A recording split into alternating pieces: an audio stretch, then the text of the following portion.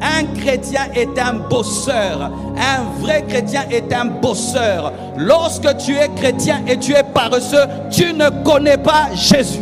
Donc Jésus n'est pas seulement saint, c'est un bosseur. Jésus n'est pas seulement l'homme des miracles, Jésus n'est pas seulement l'homme des miracles, c'est un travailleur. Jésus n'est pas seulement amour, c'est un travailleur. La Bible nous dit que Jésus-Christ regardait au Père pour travailler sur la terre. Il avait comme modèle le Père, pas seulement dans la sagesse et dans l'intelligence, mais aussi dans le travail. Mais aujourd'hui, qu'est-ce qui se passe? Nous voulons prêcher comme Jésus. Nous voulons chanter comme Jésus. Nous voulons être saints comme Jésus, mais nous ne sommes pas bosseurs comme Jésus. Jésus était un bosseur. Il allait de village en village, de ville en ville, prêchant. Pas en voiture, pas en moto, à pied. 3 ans et demi de ministère. Et il a impacté le monde entier sans internet, sans télévision, sans radio. Jésus est un travailleur. Un chrétien est un bosseur. Un vrai chrétien est un bosseur. Lorsque tu es chrétien et tu es paresseux, tu ne connais pas Jésus. Jésus regardait au Père, pas seulement dans la dimension de la sainteté, de la pureté, dans la dimension du travail. Même à la croix, Jésus-Christ travaillait.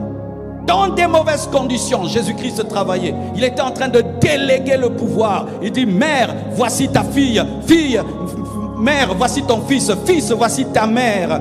À la croix, il fixait des rendez-vous. Moi et toi, nous serons au paradis. Mais toi, il suffit que tu aies mal à la tête. J'irai pas au boulot. Il suffit seulement que tu aies la fièvre. J'irai pas au boulot. Il suffit seulement que tu te blesses l'ongle. J'irai pas au boulot. C'est pourquoi on est en train de te remplacer par des païens, même si tu es rempli du Saint-Esprit.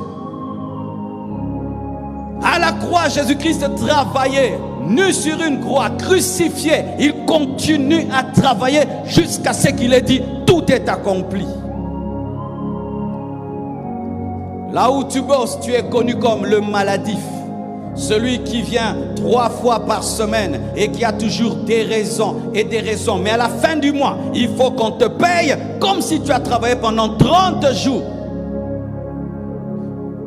Tu saisis toute opportunité pour tomber malade, toute opportunité pour ne pas aller. S'il pleut, tu n'iras pas. Il y a un soleil, tu n'iras pas. Tout te permet de ne pas aller au travail, mais tu ne rates jamais la paix.